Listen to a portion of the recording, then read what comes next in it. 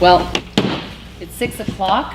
We'll begin our meeting, but I'd like to invite our 4 guests of honor to come up and lead us in the Pledge of Allegiance, and then we'll hear from you after that. But we have Sienna Roget, Janai Archer, Hannah Davidson, and Ron Korn. If you guys would just come right up here and lead us all in the Pledge of Allegiance.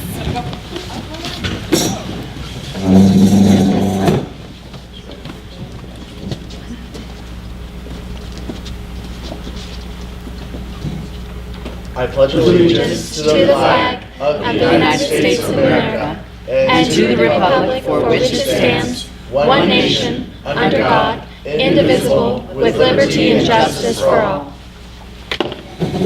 So I'm going to invite you guys over here to kind of address the board.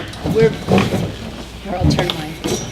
We're very excited to have you here from Sandpoint High School National Merit Commended students, 3 of you, and Sienna, a National Merit Scholarship semifinalist. And Tom, if you want to just give us a little bit of background from these students, or let them take it away.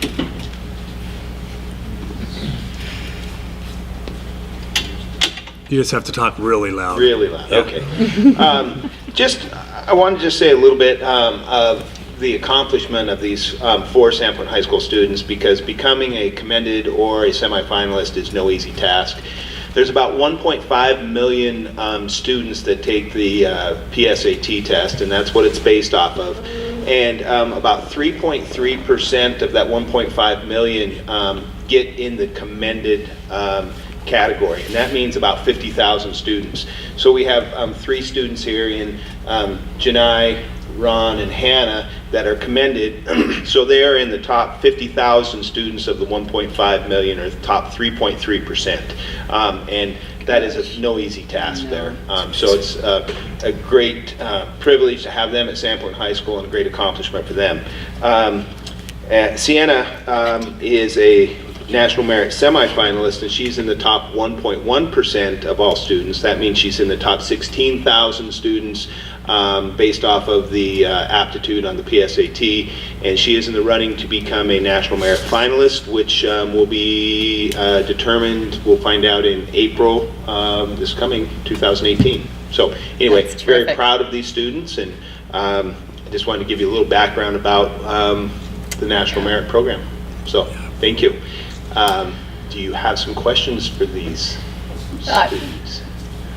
I have. I wonder if one at a time they could step up and tell us a little bit about themselves, particularly related to the school district, what schools you've gone to, and how long you've lived in this district, and maybe if you have a favorite teacher or a favorite program in high school, and also what your plans are after high school. And sorry, we didn't warn you, Or so no something pressure. short like that. Or you can just say pass. No, I'm just kidding.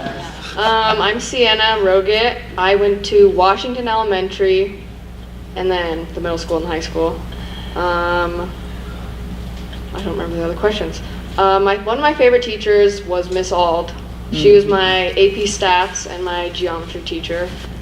And programs that I liked, I love NHS. I've been the president for 2 years. I volunteer at the hospital every weekend. And then I'm also involved in Cedar Post, the newspaper. I've been an editor for 2 years. So Nice. Thanks. Right? Congratulations. And what are you going to do after you graduate, do you know? my number 1 choice is USC in LA, but I'm waiting back for announcements. So Good. luck. Cool. Good luck. Where you go? Janai. So I went to Farm Sidwell from kindergarten through 4th grade, and Kootenai 5th and 6th. And one of my favorite teachers has been Mr. Barton. I had him for biology sophomore year and AP biology junior year. And so I just became really fascinated by biology in that class. So that's probably what I'm going to do when I grow up. I'm probably going to do something with genetics, but definitely biology. Great. What were the other questions? That's What activities or academics I do are you drama. involved with? Drama? Yeah, I just qualified to go to state competition on Thursday, so I'm really excited for that. and I've been in Congrats. drama all 4 years. Great. And Thank what are you going to do after high school? Something. Biology. Biology? Yeah. Okay. Thank you. Thank Way to go. Thanks, Janae.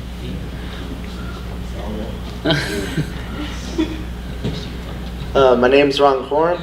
I attended Northside Elementary, then Sandpoint Middle, then high school. I've lived here all my life. Probably my favorite program would be kind of the IT classes we take with Mr. Gray, also being my favorite teacher. And he's here. And he's here. I think he's here. Kind of some activities I kind of been involved in. I've been a part of the ACES workshop all 4 years of my high school career. We kind of meet every Saturday and work to, first we built the Zodiac CH601XL that flew, with its first flight was on my 18th birthday. No, nice. And now we're working to restore a 1945 Taylorcraft. I've also have been a part of BPA since my junior year. And junior year, I made it to 4th at Nationals for PC servicing and 5th for networking. Great. Nice. What? I think he's going to ask, what's your plans, your future plans? Yeah, okay. My future plans, ideally, I would be attending Embry-Riddle down in Prescott, Arizona to study aerospace engineering and cybersecurity. I've already been accepted there, and my sister has told me that there's another letter in the mail that came today about something about scholarships. Great, good job. Great. Nice. Congrats. Thanks, Ron. Thank you. Hannah. I'm Hannah Davidson, and I've lived here for I think 14 years, and I went to Kootenai Elementary during my elementary school, and probably my favorite teacher in the high school is Miss Guthrie, who teaches art, but I also really like Mrs. Brubaker, who has taught me physical science and chemistry and AP chemistry this year, and because she's helped me to get interested in science, I guess. And after high school, I think I probably want to study either like biochemistry or environmental science I'm deciding between Utah State or BYU Provo. Great. That's Great. awesome. Thank you Congrats, very Hannah. much. Congratulations, all of you. And are there other questions or?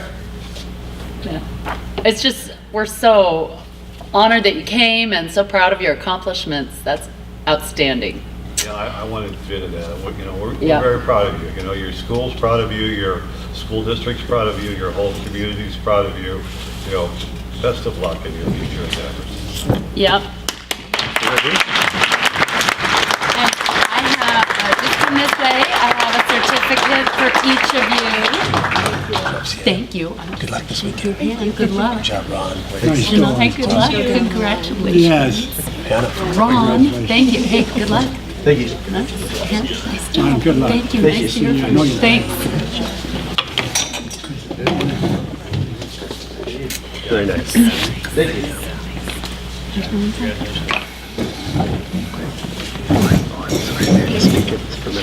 You're welcome to go unless you'd like to hear. We're going over some really riveting policies later. You guys have a good one. You can read the minutes. Thanks, guys. At this time, we don't have anybody on for public comment, so I'm going to move right on to consent agenda. If I can have a motion to consent agenda. I move that the board accept the consent agenda as presented. I second. Are there any comments? All in favor?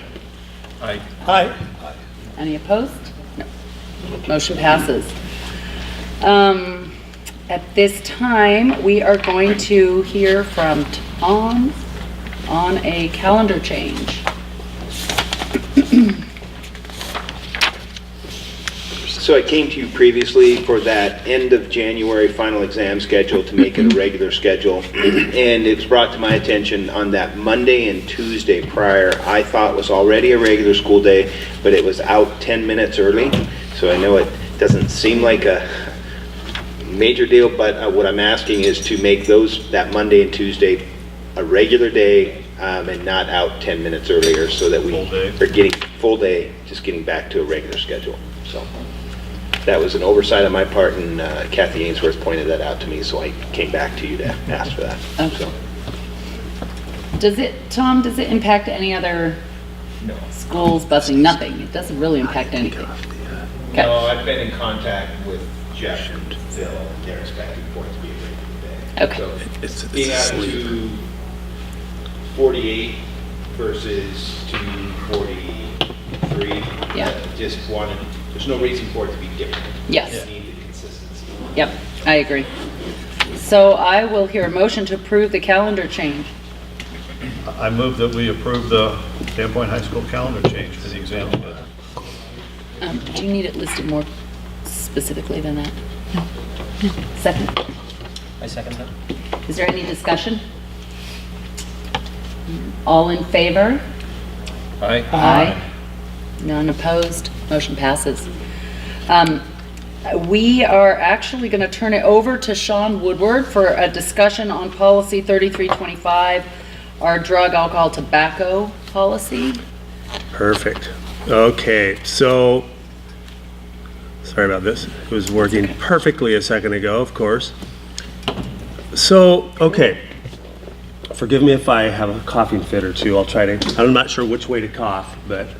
You said that way. Okay, totally. Sorry, Kelly. It's least in time. So this will probably be less of a discussion, but more of a framing of some policies that we're going to look at over the next probably 2 months or so, and some recommendations that I'd have as far as possible revisions or updates, or just leave the same. So tonight, or basically as a result of looking at our drug and alcohol policies in general, first, the reason is we've had a lot of questions about how do we deal with student athletes? What about at the elementary level? How is it different than the secondary level? Are the consequences enforced evenly across the district? How do we know? Do we have a drug testing program for athletes? Geraldine was asked that question before. So we want to be able to answer some of those questions, as well as we have 3 of you are new, and it's a good opportunity to review our board policies. So of course, to develop a better understanding of our current policies, and also update our policies to align more with either model policy and/or our current practices, because not a lot, but several of these policies also are outdated because there were times where we had staff that we were very specific about specific staff within board policy, which is not always the best idea, because if you reallocate staffing, then you have to go back and change your policy. So those are some of the things that we will explore. First of all, I just want to just briefly go over our current status. So we now have, obviously, we have staff policy related to drug, alcohol, and tobacco use, as well as student policy. We're just going to focus on student policy first. I think we're pretty squared away with our staff policy, but if at any time you want to review those policies public, that's great as well. So I'm just going to go in order as far as current status of our main policies related to our students are as follows. We have policy 2370, which is, all of these are in your packet, as well as model policy. But 2370, it's interesting, we house that under the instruction tab, basically, where model policy would have that in the student section, which I think will move towards that if you all end up approving that. But our extracurricular participation policy is basically what happens if the conduct code was broken. How are we supposed to respond?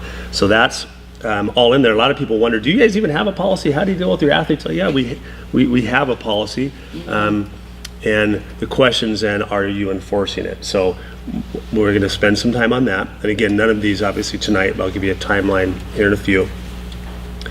Then we have also our basic drug, alcohol, and tobacco policy, which is I would recommend that not only do we review it, but we do some revisions on that.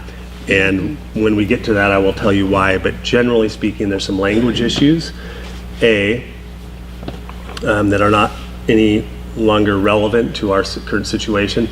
And then B, there's also, if some of you have reviewed this policy, I know, it's very broad, which in some areas, but also very specific in others. And there's some areas that's in our that's included in our current policy that I believe should be part of administrative procedure instead of policy, and that's how model policy is set up.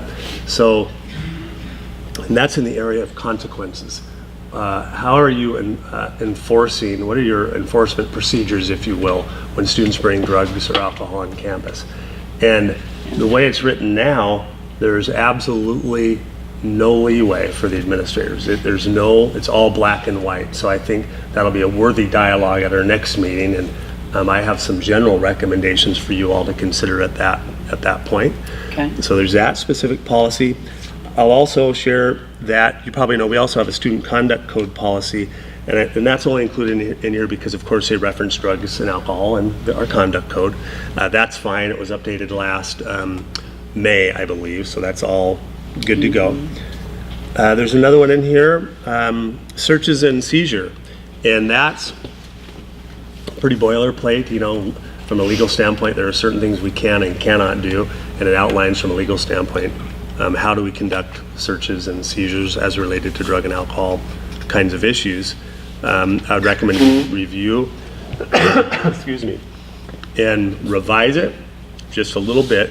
Geraldine's in between two of us, I see, sorry. I know, I just noticed it. And sorry to point that out.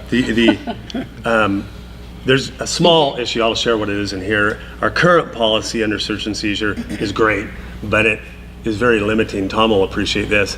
In our current policy, it says only the superintendent can determine whether or not a drug dog can come into the school. Right. It's a lot of our policies that say that ought to have superintendent and or administrative designee, which obviously Tom would be the designee to decide those things.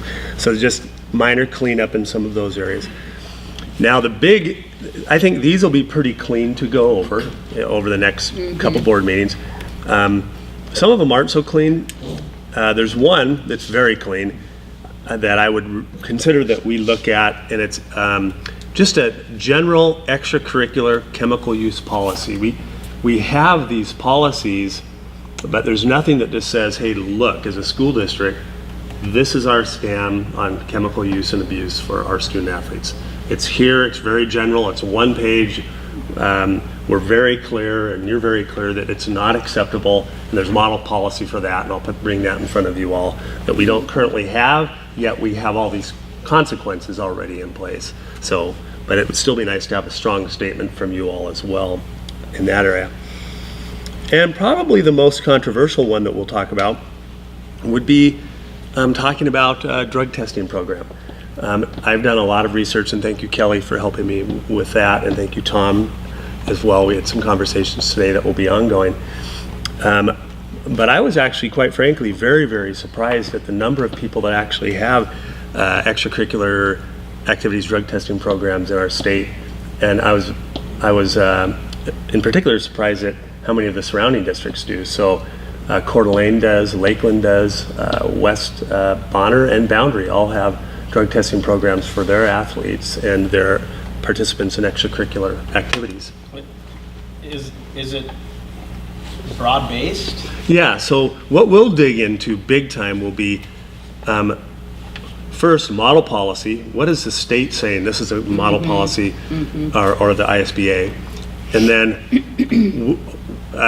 between Chris, Tom, and I, we'll give you an overview of the 4 surrounding districts. And I'll tell you, just because I think it's interesting, Coeur d'Alene, we found out today, Tom did, that theirs is voluntary, meaning parents can decide if they want their kids to participate in it or not. So it's like, hey, I want you to say drug test my kid, there's parents are saying, and 40% or so You mean of the parent voluntary, not student parents voluntary? would volunteer their students Gotcha. to do it. Yeah. And I think roughly, They have about 30 to 40% participation. yeah, which is a lot Interesting. higher, but we'll dig into that one. all the way to Lakeland that more closely mimics model policy, where it is simply students have to consent to drug testing if they want to participate. It doesn't mean you're going to get tested. All the way to West Bonner, Priest River, which I was shocked to see that according to their policy that every student athlete must consent written, as well as must prove that they've been tested before entering any sport, and it costs the parents to do that. So there's a wide range. So of- there's So, as an employer who has, a drug testing policy for my own employees, I know how these systems work, at least for employees. Yeah. And I'm curious to see if there's any difference as a school district with a student than there would be as an employer with an employee. Yeah. Yeah, we will definitely want to talk about that. And I'll make it clear to you all, oftentimes when we bring policy, we may feel really strongly. I personally don't. I think that there's pros and cons on both sides, but Geraldine and I talked that it'd be good to have the discussion and the dialogue. We will be prepared at that time to give you some research as well that can give you some idea as to whether or not these programs work. Are they cost effective? There's many districts that have them that don't not spend a lot of money on them because they have it in case they want to use it. So so a lot to discuss. So that will There's be a lot to discuss. Yeah. Why, if we're talking about testing students, why just athletes? Why not all activities? Why not all students? Yeah, and these policies, by the way, are for all Extracurriculars, not just athletes, but not students. Yeah. Okay, so timeline that I would suggest for us would be next board meeting that we would have a first reading of a revision of the 3325, the one that I mentioned. We have some outdated language in, and maybe perhaps pulling out some and putting in the procedure. And that was last revised in 2013. Yes, So it's been looked at in this decade. yeah, So I think it's a good better than policy. some. When did you, 2013? 2013. 4 years. So it's not like some of ours. Yeah, and I think it's a darn good policy. It's just we just do not employ the same staff now. Yeah. So Yeah. and then So that's December's first. that's the first That's- meeting in December. Yeah. December 12th, our next board meeting. And then January 9th would be the second reading and potentially adopting that revised policy, as well as a first reading of the very simple search and seizure one that we can get cleaned up. And then the second meeting in January, we would be doing the second reading of that particular search and seizure policy. And followed with, we can have our first discussion on the extracurricular drug testing program. And the way I'm thinking about it would be that hopefully before then you could read the model policy that's in your packet and take a look at it, be familiar with it. Yeah. And then we'll have Chris Knowles here and Phil and Tom and others that we think would be good people to have questions of you when you have your discussion. We'd be looking, that's 3,400? That would, I don't know what they've numbered, I think 3390, I think, is the ISBA model policy Okay. number for that. But we'll be prepared to bring some things that will help frame a dialogue for you all and go from there. Okay. And that's what I have for you. Okay. When would we be doing 3380? 3380, That's that the is the- participation policy. oh, Yeah. 3380, let's see. Which is, I was thinking about, sorry about that, I left that off. That how about we review it, because I was thinking of that as a review and not necessarily a revision, but maybe it would be good to have that on the 23rd as well. It's actually probably not, probably, if you'd like. I was like, that one will be packed already. Yeah. Yeah, we could We do, could review that on the week before, Yes. because 30. yeah, how about on the 9th? Yeah, On on the the 9th. 9th, that's what I Okay, you're taking notes, yeah, thank you for that. I asked that because there is a word left out. Okay, I knew you'd find something. So On that one, so. Okay. that will review 3380 on January 9th. And the only thing I would ask is that that policy for some reason doesn't have listed when it was last revised, and that is always a point of curiosity for me to know when it was last looked at by the board. For which one? 3380. So, if, may not have been ever. There you go. Okay. A formal review. Yeah, Yeah. exactly. All right, well, we will, is there any other information you want to share today, or just, we No, have these documents, Just wanted to we have time to frame review it them? for and- you all, and Yep. and first reading on the 12th. Of the 3325. Yeah, let's kind of knock them off, and Okay. you know what's coming. With the thought that the conversation on the 23rd may be the most in-depth part of it. I would guess so. Yeah. Yeah. Or the one that may have the most dialogue regarding what's happening elsewhere. The others are not quite as complex of topics. Is there any other questions for Sean? I guess, I want to look into these, but I can just remember from being in school and in sports, inevitably, every single year somebody got in trouble, and I can remember it being, it's the ambiguous language in those that becomes the hang-ups, and so if we can get to where it's just very specific on definitions, Yeah. of what's what, and consequences, because I can just remember it happening all the time. Somebody, Yeah. well, you can't suspend. So I'd like to do that. I mean, whatever the board does, I'd like for it to be clear, because it actually makes, I think, like a coach's job easier. You know, if you have a well-defined policy and he just, follows the menu and this is the consequences. The nice thing is, the drug testing piece is very different than Yeah, what it we can be already have in place, which is 3370. So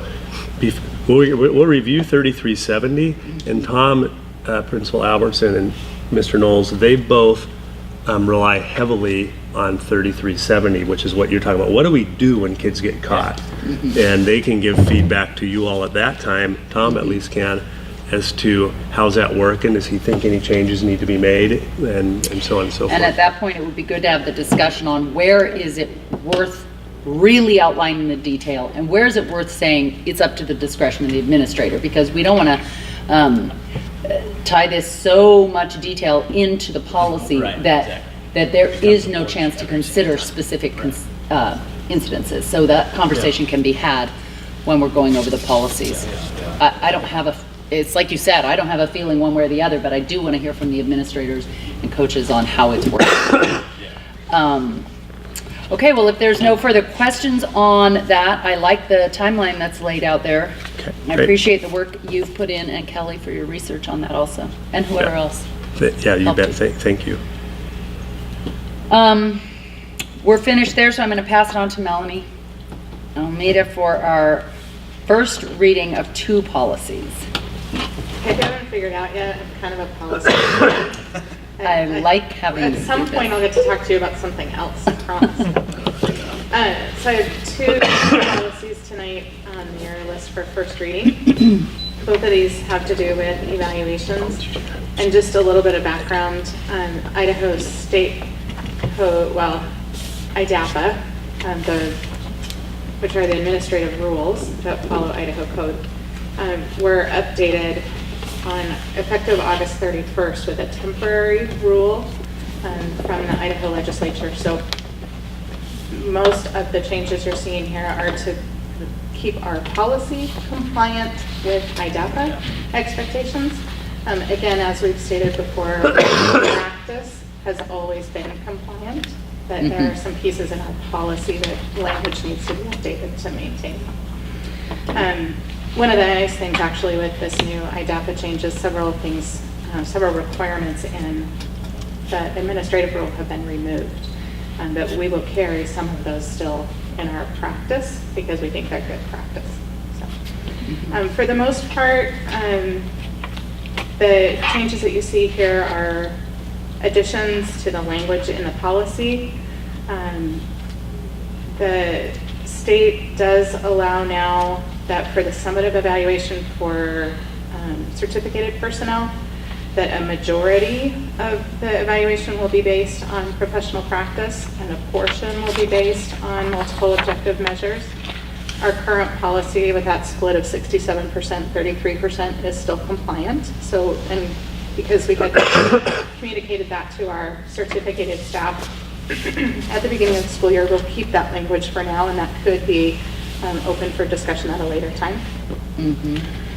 Also, a point of note is the state no longer requires the ISAT to be considered as a student achievement measure, but we've decided in our district we'll continue that practice also, at least for this school year, that we will use the ISAT scores as a measure of student achievement. There will be a couple of changes to the language that you've been presented with tonight to clarify some grammatical pieces where the singular plural references weren't the most accurate, so we'll get those updated. And then there's an additional a and an update that'll be on page 2. So you'll see those at the second reading. Okay. Were you the one catching? And the state's model has it incorrect. Has the same thing too. So ours are going to be grammatically correct, and theirs aren't. That's right. We strive to be, above average there. Melanie, I have a question. I know that this is in several policies that conduct an annual review of the policy. Does that fall on you, the annual review? It's required here that there's an annual review of this policy to keep it aligned. That's you, right? The state IDAPA says that an annual review will occur. But, so the board's discretion certainly. I mean, none of us are going to be remembering it. That's why I guess I'm asking. Wait, there's a lot of policy that says that has the same language. I know, We and I'm struggle with wondering. it. So Kelly has been my best help. She'll be like, oh my gosh, needs to be yearly reviewed. I know. And it's hard for us without going through every single book. one. But it's a good question. We don't have a great answer for how we do that. Well, and that's one of the things that came up after our ISBA conference. I started to think about not just the ones that are under your purview, but all of them.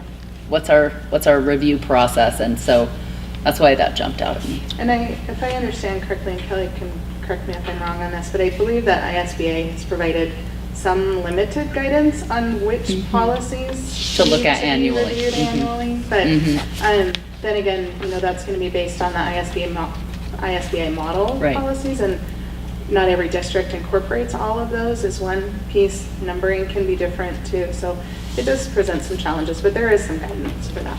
Okay. Yeah. In the policy for the principles for the evaluations, there's a spelling error on page 3 that'll be updated. That was pretty glaring. I don't know how I missed it at all. Top of page 3, administrator portfolio will be updated for you. Don't see a problem? Okay. She had already got that.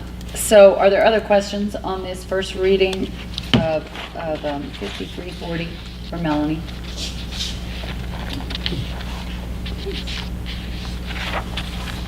What about the other, you're not going over 6410s, Just have them. That's the. just the correction, okay. Yeah, and then, right, and that one. No other correction, okay. Anything else? Okay. Well, that brings us to announcements. Tom? I do have some announcements. Great. So, Winter Band Concert's going to be December 7th at 7 p.m. at Sandpoint High School Auditorium, so you're all invited. The choir winter concert will be December 20th at 7 p.m. in the Commons. We do, as you heard earlier, the drama team qualified 12 qualifiers, and they will be departing to Pocatello for their state drama competition with Coach Jeannie Hunter. And then December 19th is when our seniors are going to be presenting their senior projects. They're going to be presenting on their papers. And it's done, the second year we've done it in a connections group. So they're going to be doing it to their peers, but we're also inviting adults and parents to hear the presentations. And it's going to be at 10:30 in the morning.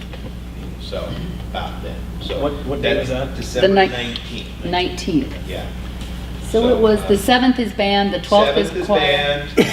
20th is choir. No. 20th is choir. And the 19th is the senior project. Okay, So. thank you. Sean? I do not have anything really significant, although this is fairly significant. Okay. That since we have such a small crowd and you know everybody, I'm going to introduce Colleen Watson, not to embarrass you. But Colleen, we don't often get to recognize some of our teachers. She was an absolute superstar kindergarten teacher out at Northside Elementary and made the tough transition, but she's done great, to middle school from kindergarten, and she's doing a great job as a math teacher at Sandpoint Middle School. So thanks for coming to the meeting. Well, thank you. Yeah, you bet. Should be here for. So now you'll tell everybody, don't go, you'll be singled out if No. Geraldine's always here. You guys know Geraldine. So. I appreciate it. Yeah. That Thank you is, for the warm welcome. I've been in your kindergarten class, and I'm curious to see if you have as tight a control over the middle schoolers as you held over those kindergartners. You'd be surprised how, Similar? Similar attention issues are? Yeah, kind of, yeah. No, Yeah. That's great. yes, exactly, and just all in the same line. That's great. And then just a quick thank you to, it seems like it's been years now that I've been thinking about with other board members about we have to get some kids in here to recognize for years and years, and finally Gary was the straw that broke the camel's back. We had that conversation in my office, and it was a great treat to have the kids here, and thanks for warmly welcoming And those students. I hope we continue to do more of that. I'd like to, Yeah, continue it's that. great. Make it a Yeah, great model, at the beginning of every board meeting, recognize Love our it. students for achievements. yeah. It sets the tone. Yes, it That's does. fantastic. So thank you. Well, I believe we will adjourn the meeting.